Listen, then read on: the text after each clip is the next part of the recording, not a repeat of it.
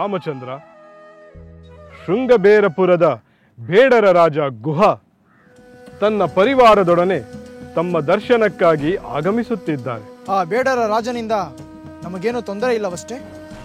ಸಂದೇಹ ಬೇಡ ಲಕ್ಷ್ಮಣ. ಮೊದಲಿನಿಂದಲೂ ಈ ಗುಹನು ಅಯೋಧ್ಯೆಯ ಸಿಂಹಾಸನಕ್ಕೆ ನಿಷ್ಠನಾಗಿ ನಡೆದುಕೊಂಡಿದ್ದಾನೆ.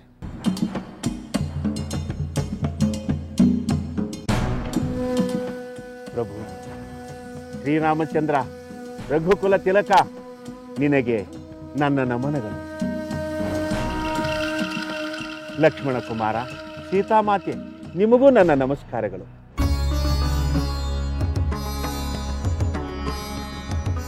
ಮಹಾಮಂತ್ರಿ ಸುಮಂತ್ರರೇ, ನಿಮಗೂ ನನ್ನ ವಂದನೆಗಳು. ಶ್ರೀರಾಮಚಂದ್ರ, ತಮ್ಮ ದರ್ಶನದ ಭಾಗ್ಯದಕ್ಕಾಗಿ ನಾನು ಬಹಳ ಹಂಬಲಿಸುತ್ತಿದ್ದೇನೋ ನಿಜ. ಆದರೆ ಯುವರಾಜ ಪಟ್ಟಾಭಿಷೇಕದಿಂದ ವಂಚಿತರಾಗಿ ಹೀಗೆ ನಾರು ಮಡಿಗಳನ್ನುಟ್ಟು ವನವಾಸದಲ್ಲಿ ತಮ್ಮನ್ನು ಕಾಣುತ್ತೇನೆಂದು ನಾನು ಅಂದುಕೊಂಡಿರಲಿಲ್ಲ. ಶೃಂಗಬೇರಪುರದ ದೊರೆಯಾದ ಗುಹನೆ ನಿಮ್ಮೆಲ್ಲರನ್ನು ಕಂಡು ನನಗೆ ಬಹಳ ಸಂತೋಷವಾಗುತ್ತಿದೆ. ನಮಗೆ ಪ್ರಿಯರಾದವರನ್ನು ಕಾಣುವುದೇ ಆನಂದದಾಯಕ. ನಿಜ ಪ್ರಭು, ತಮ್ಮ ಮಾತು ನಿಜ.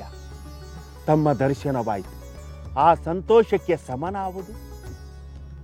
ಯುವರಾಜ ಪಟ್ಟಾಭಿಷೇಕ ತಪ್ಪಿದರೇನಂತೆ? ಈ ಶೃಂಗಬೇರಿಪುರವು ತಮ್ಮದೇ, ನಾನು ತಮ್ಮ ಆಜ್ಞಾನುವರ್ತಿ.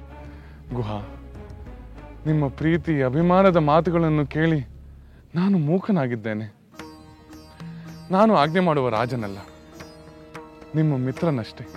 ಪ್ರಭು, ನನ್ನ ಪುಣ್ಯ ಕಾರಣದಿಂದ ತಾವಿಲ್ಲಿಗೆ ಆಗಮಿಸಿದ್ದೀರಿ. ಈ ರಾಜ್ಯ ನಿಮ್ಮದು, ನಾವು ನಿಮ್ಮ ಸೇವಕರು. ನೀವು ಪ್ರಭುವಾಗಿ ನಮ್ಮನ್ನು ಪರಿಪಾಲಿಸಬೇಕು. ಬನ್ನಿ, ಅರಮನೆಗೆ ಆಗಮಿಸಿ. ಮೃಷ್ಟಾನ್ನ ಭೋಜನ ಮಾಡಿ ಹಂಸ ತೋಲಿಕಾ ತಲ್ಪದಲ್ಲಿ ವಿಶ್ರಮಿಸಿ. ಗುಹಾ, ನೀನು ನಿನ್ನ ಪರಿವಾರ ಸಹಿತ ಕಾಲ್ನಡೆಯಲ್ಲಿ ನಮ್ಮನ್ನು ಕಾಣಲು ಬಂದಾಗಲೇ ನಮಗೆ ಸನ್ಮಾನ ಮಾಡಿದಂತಾಯಿತು. ನಿಮಗೆ ನನ್ನ ಮೇಲಿರುವ ಪ್ರೀತಿ ವ್ಯಕ್ತವಾದಂತಾಯಿತು. ನಿನ್ನ ಈ ಸದ್ಭಾವನೆಯೇ ನಮ್ಮನ್ನು ಸತ್ಕರಿಸಿದಂತಾಯಿತು. ಶ್ರೀರಾಮಚಂದ್ರ, ನಾನು ಧನ್ಯನಾದೆ. ತಮ್ಮ ಔದಾರ್ಯದಿಂದ ನಾನು ಕೃತಾರ್ಥನಾದೆ. ಮಿತ್ರ, ನಿನ್ನ ಭೇಟಿಯಿಂದ ನಾನು ಸಂತುಷ್ಟನಾಗಿದ್ದೇನೆ. ನಿನ್ನ ಪ್ರಜೆಗಳೆಲ್ಲರೂ ಸೌಖ್ಯದಿಂದಿರುವರು ತಾನೆ? ಶ್ರೀರಾಮಚಂದ್ರ, ತಮ್ಮ ಕೃಪೆಯಿಂದ ಎಲ್ಲವೂ ಸೌಖ್ಯವಾಗಿದೆ. ಭಂಡಾರ ತುಂಬಿದೆ, ನಾಡು ಸಮೃದ್ಧವಾಗಿದೆ. ಭಕ್ಷ್ಯ ಭೋಜಾದಿಗಳಿಂದ ತಮ್ಮನ್ನು ಸತ್ಕರಿಸುವ ಭಾಗ್ಯವನ್ನು ಕರುಣಿಸಬೇಕು ಪ್ರಭು. ಮಿತ್ರ, ನಿನ್ನ ಈ ಪ್ರೀತಿಯ ಮಾತುಗಳೇ ನನಗೆ ಮೃಷ್ಟಾನ್ನ ಭೋಜನವಾಯಿತು. ವನವಾಸಿಯಾದ ನಾನು ನಿನ್ನ ಈ ಆತಿಥ್ಯವನ್ನು ಸ್ವೀಕರಿಸಲಾರೆ. ಕ್ಷಮಿಸು. ತಾಪಸನಂತೆ ಕಂದ ಮೂಲಗಳೇ ನನಗೆ ಆಹಾರ. ನಮ್ಮ ಅಶ್ವಗಳಿಗೆ ಮೇವು ಕೊಡಬೇಕೆಂದು ಮಾತ್ರ ನಿನ್ನಲ್ಲಿ ಕೇಳಿಕೊಳ್ಳುತ್ತೇನೆ. ನಮ್ಮ ತಂದೆಯವರಿಗೆ ಪ್ರೀತಿ ಪಾತ್ರವಾದ ಈ ಅಶ್ವಗಳು ಮೇವು ತಿಂದು ಸಂತೋಷಗೊಂಡರೆ ನಾನು ಸಂತೋಷಗೊಂಡಂತೆ.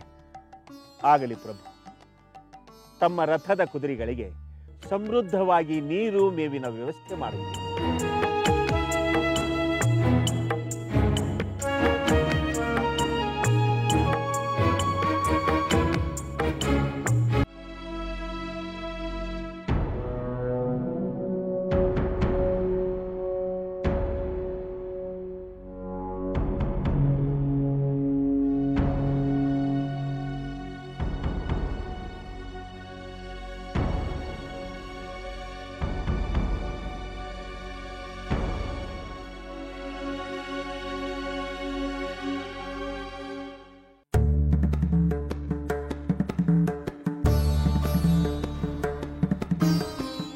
ಲಕ್ಷ್ಮಣ, ನೀನೇಕೆ ನಿದ್ರಿಸಬಾರದು? ನನ್ನ ಸಹೋದರ ಮತ್ತು ಅತ್ತಿಗೆ ನಿದ್ರೆ ಮಾಡುತ್ತಿದ್ದಾರೆ. ನಾನು ಅವರ ಕಾವಲುಗಾರನಾಗಿದ್ದೇನೆ. ನೀನು ಆ ಚಿಂತೆಯನ್ನು ಬಿಡು. ನಾನು ಮತ್ತು ನನ್ನ ಸಂಗಡಿಗರು ರಾತ್ರಿಯೆಲ್ಲ ಕಾವಲು ಕಾಯುತ್ತೇವೆ. ನೀನು ಮಲಗು. ರಾಜಕುಮಾರನಾದ ನಿನಗೆ ರೂಢಿ ಇಲ್ಲದ ಕಾರ್ಯ. ಗುಹಾ, ನಾನೀಗ ರಾಜಪುತ್ರನಲ್ಲ, ರಾಮಚಂದ್ರನ ಸಹೋದರ. ಲಕ್ಷ್ಮಣ, ರಾಮಚಂದ್ರನ ಮೇಲಿರುವ ನಿನ್ನ ಭಕ್ತಿಯನ್ನು ಕಂಡು ನಾನು ಬೆರಗಾಗಿದ್ದೇನೆ. ನಿನ್ನ ರಾಮನ ಸೇವೆಯ ಆಸಕ್ತಿಯನ್ನು ಕಂಡು ನನಗೆ ಸಂತೋಷವಾಗಿದೆ. ರಾಮಚಂದ್ರನ ಬಗ್ಗೆ, ಅವನ ಗುಣ ವಿಶೇಷಗಳ ಬಗ್ಗೆ ಧರ್ಮ ಪ್ರೀತಿಯ ಬಗ್ಗೆ, ಪ್ರಜಾ ವಾತ್ಸಲ್ಯದ ಬಗ್ಗೆ ನಾನು ಬಹಳಷ್ಟು ಕೇಳಿ ತಿಳಿದುಕೊಂಡಿದ್ದೇನೆ. ಈ ಪುಣ್ಯ ಪುರುಷನ ದರ್ಶನದಿಂದ ಸ್ವರ್ಗವನ್ನೇ ಜಯಿಸಿದಷ್ಟು ಆನಂದಭರಿತನಾಗಿದ್ದೇನೆ.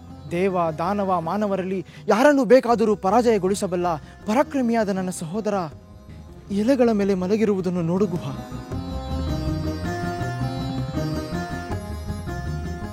ಪುರುಷೋತ್ತಮನಾದ ನನ್ನ ಸಹೋದರನ ಈ ಸ್ಥಿತಿಯನ್ನು ಕಂಡು ಯಾರಿಗೆ ತಾನೇ ಸಂಕಟವಾಗುವುದಿಲ್ಲ. ಪರಿಶುದ್ಧಾತ್ಮನಾದ ನನ್ನ ಸಹೋದರ ನೆಲದ ಮೇಲೆ ಮಲಗಿರುವಾಗ ನಾನು ಹೇಗೆ ನಿರಾಳವಾಗಿ ನಿದ್ರಿಸಲಿ? ರಾಮಚಂದ್ರನ ವನವಾಸದ ವಿಷಯ ತಿಳಿದು ನನಗೆ ಎಷ್ಟೊಂದು ವೇದನೆ ಆಯಿತೆಂದರೆ ಅವನ ಸಹೋದರನಾದ ನಿನ್ನ ವೇದನೆ ಎಷ್ಟು ಎಂದು ನಾನು ಊಹೆ ಮಾಡಬಲ್ಲೆ. ಶುಭವಾಗುತ್ತದೆ, ಚಿಂತಿಸಬೇಡ.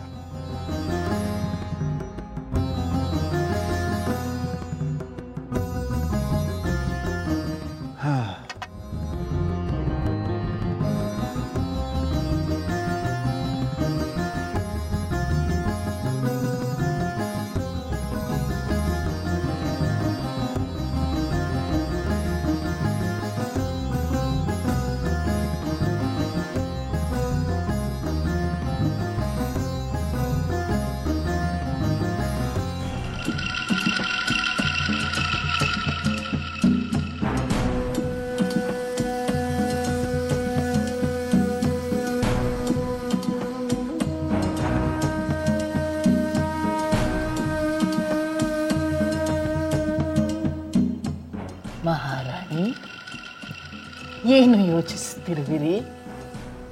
ಮಂಥರೆ, ನಿನ್ನನ್ನೊಂದು ಮಾತು ಕೇಳಬೇಕು. ಒಂದಲ್ಲ 100 ಮಾತು ಕೇಳಿ.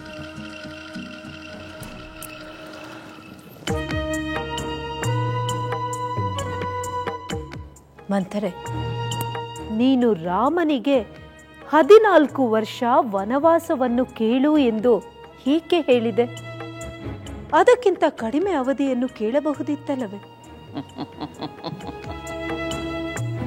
ಮಹಾರಾಣಿ, 14 ವರ್ಷಗಳ ಕಾಲ ಎಂದರೆ ಕಡಿಮೆ ಅವಧಿಯಲ್ಲ.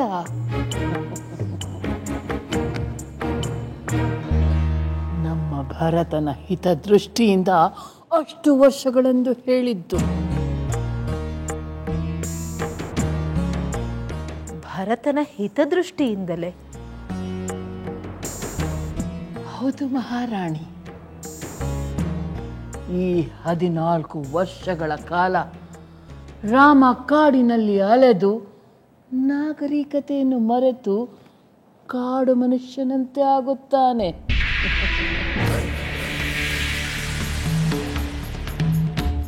ಗೆಡ್ಡೆ ಗೆಣಸುಗಳನ್ನು ತಿಂದು ದೇಹದ ಸತ್ವವನ್ನೆಲ್ಲ ಕಳೆದುಕೊಂಡು ಅಕಾಲ ವೃದ್ಧನಾಗಿ ನಿತ್ರಾಣನಾಗುತ್ತಾನೆ. ಈ 14 ವರ್ಷಗಳಲ್ಲಿ ನಮ್ಮ ಭರತ ಎಲ್ಲ ಸಾಮಂತರ ಅಧಿಕಾರಿಗಳ ಗಣ್ಯರ ವಿಶ್ವಾಸ ಪಡೆದು ಬಲಾಢ್ಯನಾಗುತ್ತಾನೆ. ಒಂದು ವೇಳೆ 14 ವರ್ಷಗಳ ನಂತರ ಬಂದ ರಾಮ ದುರ್ಬಲ ರಾಮನಿಂದ ನಮ್ಮ ಭರತನನ್ನು ಏನು ಮಾಡಲು ಆಗುವುದಿಲ್ಲ.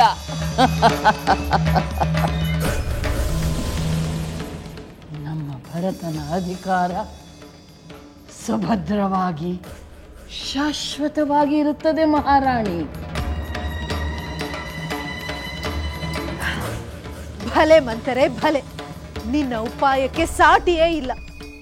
ಅದಿರಲಿ, ರಾಜಮಾತೆಯಾಗಿ ಮೆರೆಯಬೇಕಾದ ನೀವು ಹೀಗೆ ಮಂಕಾಗಿ ಕೂರಬಾರದು. ಆದರೆ ಆ ನನ್ನ ಆಸೆ ಈಡೇರುವುದೋ ಇಲ್ಲವೋ ಎಂಬ ಸಂದೇಹವಾಗುತ್ತಿದೆ ಮಂಥರೆ. ಏಕೆ ಮಹಾರಾಣಿ, ಏಕೆ ಈ ನಿರಾಸೆ?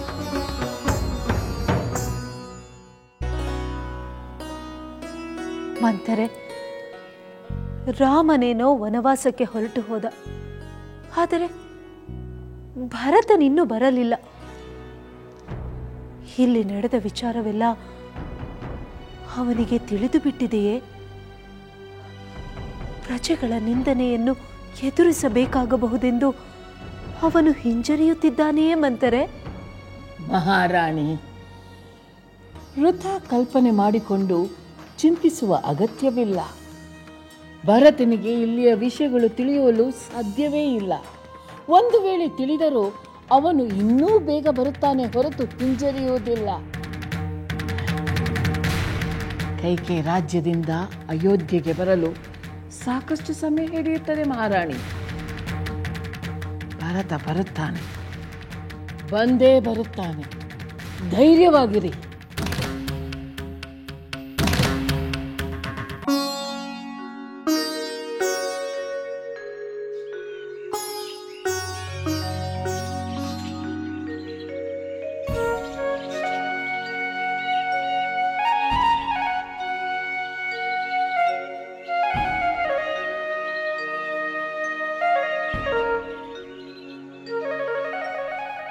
ಲಕ್ಷ್ಮಣ, ನೋಡು, ಸೂರ್ಯೋದಯದ ನೋಟ ಎಷ್ಟು ಸುಂದರವಾಗಿದೆ ನೋಡು.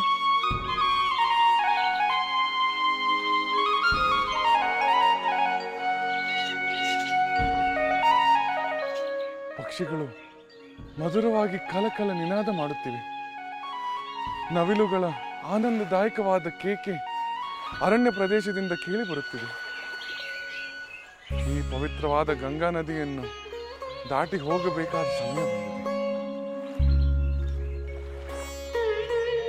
ಮಿತ್ರ ಗುಹ, ನಮಗೆ ಕೂಡಲೇ ಒಂದು ಸದೃಢವಾದ ನಾವೆ ಹಾಗೂ ಸಮರ್ಥನಾದ ಒಬ್ಬ ನಾವಿಕನ ಅಗತ್ಯವಿದೆ. ಕೂಡಲೇ ವ್ಯವಸ್ಥೆ ಮಾಡುತ್ತೇನೆ ಪ್ರಭು.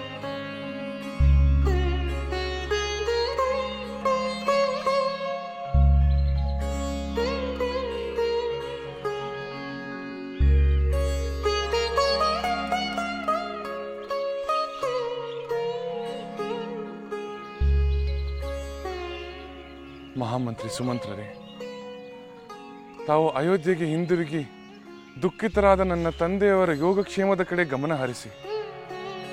ತಂದೆಯವರ ಆಕಾಂಕ್ಷೆಯಂತೆ ನಾವು ಇಲ್ಲಿಯವರೆಗೂ ರಥದಲ್ಲಿ ಬಂದುದಾಯಿತು.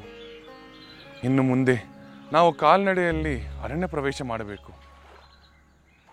ತಾವು ರಥದೊಂದಿಗೆ ಅಯೋಧ್ಯದ ಕಡೆಗೆ ಪ್ರಯಾಣ ಬೆಳೆಸಿ. ರಾಮಚಂದ್ರ, ದಯಮಾಡಿ ನನ್ನನ್ನು ನಿನ್ನ ಜೊತೆ ಕರೆದುಕೊಂಡು ಹೋಗಿ. ಬರಿದಾದ ಆ ರಥದಲ್ಲಿ ದುಃಖ ತಪ್ತ ಅಯೋಧ್ಯೆಗೆ ಹೇಗೆ ಹೋಗಲಿ? ಪ್ರಜೆಗಳು ನಿಮ್ಮನ್ನು ಎಲ್ಲಿ ಬಿಟ್ಟು ಬಂದೆ ಎಂದು ಕೇಳಿದರೆ ನಾನು ಏನೆಂದು ಹೇಳಲಿ? ಆ ನಿರಾಸೆಯ ಮುಖಗಳನ್ನು ನಾನು ನೋಡಲಾರೆ. ನಾನು ಹೋಗುವುದಿಲ್ಲ. ಅಮಾತ್ಯರೇ, ತಾವು ಜ್ಞಾನಿಗಳು, ನನಗಿಂತ ಹಿರಿಯರು, ಸಂದರ್ಭದ ಸೂಕ್ಷ್ಮಗಳನ್ನು ಅರಿಯಬಲ್ಲ ವಿವೇಕಿಗಳು. ತಾವು ಹೀಗೆ ಭಾವುಕತೆಗೆ ವಶವಾಗಿ ಕರ್ತವ್ಯವನ್ನು ಕಡೆಗಣಿಸಬಾರದು. ರಾಮಚಂದ್ರ, ನಾನು ಮಂತ್ರಿಯಾಗಿದ್ದರೆ ತಾನೇ ಕರ್ತವ್ಯದ ಬಂಧನ. ಆ ಮಂತ್ರಿ ಪದವಿಯನ್ನು ನಾನು ತ್ಯಜಿಸುತ್ತೇನೆ. ಅಮಾತ್ಯರೇ, ತಾವು ಕೇವಲ ಸಂಬಳದ ಮಂತ್ರಿಗಳು ಅಥವಾ ನಮ್ಮ ಸಾಮ್ರಾಜ್ಯಕ್ಕೆ ಸಿಂಹಾಸನಕ್ಕೆ ನಿಷ್ಠರಾದ ಮಂತ್ರಿಗಳು? ಸುಮಂತ್ರ, ಇಷ್ಟು ವರ್ಷಗಳ ಕಾಲ ಕಾಯ ವಾಚ ಮನಸ ಸಾಮ್ರಾಜ್ಯದ ಸೇವೆಯನ್ನು ಮಾಡಿ ಈಗ ಮಂತ್ರಿ ಪದವಿಯನ್ನೇ ಬಿಡುವೆನೆನ್ನುವುದು ಎಷ್ಟು ಸರಿ? ರಾಮಚಂದ್ರ, ನಿಮ್ಮ ತಂದೆಯವರು ತಾಯಿ ಕೌಸಲ್ಯಾದೇವಿ, ಸುಮಿತ್ರಾದೇವಿಯವರಿಗೆ ನಿಮ್ಮನ್ನು ಅರಣ್ಯದಲ್ಲಿ ಬಿಟ್ಟು ಬಂದ ಅಪ್ರಿಯವಾದ ವಿಷಯವನ್ನು ಹೇಳುವುದು ನನ್ನ ಮನಸ್ಸಿಗೆ ತುಂಬ ಕಷ್ಟವಾಗುತ್ತದೆ. ಅದೇ ಕರ್ತವ್ಯದ ದೃಷ್ಟಿಯಿಂದ ತಾವು ಅಯೋಧ್ಯೆಗೆ ಹಿಂದಿರುಗಬೇಕು. ನೀವು 14 ವರ್ಷಗಳ ಕಾಲ ನಮ್ಮೊಂದಿಗೆ ಅರಣ್ಯವಾಸ ಮಾಡುವುದು ಸಾಧ್ಯವೇ ಮಹಾಮಂತ್ರಿಗಳೇ? ನಿಮಗೆ ಸಾಧ್ಯವಾದರೆ ನನಗೇಕೆ ಸಾಧ್ಯವಾಗುವುದಿಲ್ಲ ರಾಮಚಂದ್ರ? ನಿಮ್ಮೊಡನೆ ಅರಣ್ಯದಲ್ಲಿರುವುದೇ ನನಗೆ ಪರಮ ಸುಖ. ಅಮಾತ್ಯರೇ, ಪ್ರಿಯ ಮಿತ್ರನಾದ ಸಜ್ಜನ ರಾಜ ಗುಹನ ಸಹಾಯದಿಂದ ನಾವು ಯಶಸ್ವಿಯಾಗಿ ಗಂಗಾ ನದಿಯನ್ನು ದಾಟಿ ಅರಣ್ಯ ಪ್ರವೇಶ ಮಾಡಿರುವ ವಿಷಯವನ್ನು ತಾವು ನನ್ನ ತಂದೆಯವರಿಗೆ, ತಾಯಂದಿರಿಗೆ ತಿಳಿಸುವ ಹೊಣೆ ನಿಮ್ಮದಲ್ಲವೇ? ಅವರಿಗೆ ಅಷ್ಟಾದರೂ ಸಮಾಧಾನ ಸಿಗಬೇಕಲ್ಲವೇ? ಆ ಹೊಣೆಯನ್ನು ಬೇರೆ ಯಾರಾದರೂ ವಹಿಸಿಕೊಳ್ಳಬಹುದು ರಾಮಚಂದ್ರ, ನಾನೇ ಆಗಬೇಕೆಂದಿಲ್ಲ. ಇಲ್ಲ ಸುಮಂತ್ರರೇ, ಇದು ಯಾರೋ ವಹಿಸಿಕೊಳ್ಳಬಲ್ಲ ಹೊಣೆಯಲ್ಲ. ನಿಮ್ಮಂಥ ನಂಬಿಕೆಯವರೇ ಆಗಿರಬೇಕು. ಜೊತೆಗೆ ಭರತನು ಸೇರಿದಂತೆ ಒಂದು ಮುಖ್ಯವಾದ ಸಂದೇಶವನ್ನು ಎಲ್ಲರಿಗೂ ತಿಳಿಸಬೇಕಾಗಿದೆ. ಸಂದೇಶವೇ? ಹೌದಾ ಮಾತ್ಯರೇ, ಎಲ್ಲಕ್ಕಿಂತ ಮುಖ್ಯವಾದ ಮತ್ತೊಂದು ಗುರುತರವಾದ ಸಂದೇಶವಿದೆ. ಅದೇನೆಂದು ಹೇಳು ರಾಮಚಂದ್ರ. ಅಮಾತ್ಯರೇ, ನನ್ನ ಕಿರಿಯ ಮಾತೆ ಕೈಕೇಯಿ ದೇವಿಯವರಿಗೆ ನಾನು ವನವಾಸಕ್ಕೆ ಅರಣ್ಯ ಪ್ರವೇಶ ಮಾಡಿದೆನೆಂದು ಅವರಿಗೆ ನಂಬಿಕೆ ಹೇಗೆ ಬರುವುದು? ಯಾರು ಹೇಳಿದ ಮಾತನ್ನು ಅವರು ನಂಬುತ್ತಾರೆಯೇ? ಮತ್ತೆ ನನ್ನ ತಂದೆಯವರ ಮೇಲೆ ವಚನ ಭ್ರಷ್ಟತೆಯ ಆರೋಪವನ್ನು ಹೊರಿಸಬಹುದಲ್ಲವೇ?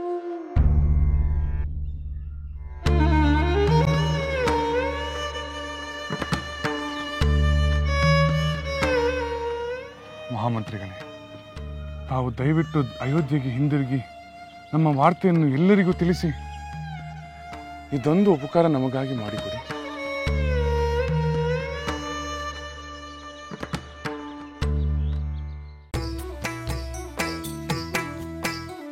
ಲಂಕೆಯಲ್ಲಿನ ದುರುಳ ದರ್ಪವು ಸೀತೆ ಸಹನೆಗೆ ಸೋತಿತು. ಅಂಕೆ ಇರದ ಅಸುರ ಕುಲವು ರಾಮ ಬಾಣಕ್ಕೆ ಅಡಗಿತು. ದೂರವಿರಲಿ ಸನಿಹವಿರಲಿ ರಾಮ ಹೃದಯ ನಿವಾಸಿನಿ. ಯುಗವು ಯುಗವು ಸಾಗಲಿ ಅಕಳಂಕ ಪ್ರೇಮ ಪ್ರಬೋಧಿನಿ.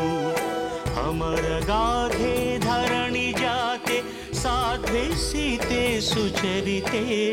ಸಹನ ಶಕ್ತಿ ಪತಿಯ ಭಕ್ತಿ ಲೋಕಮಾನ್ಯ ವಂದಿತೆ.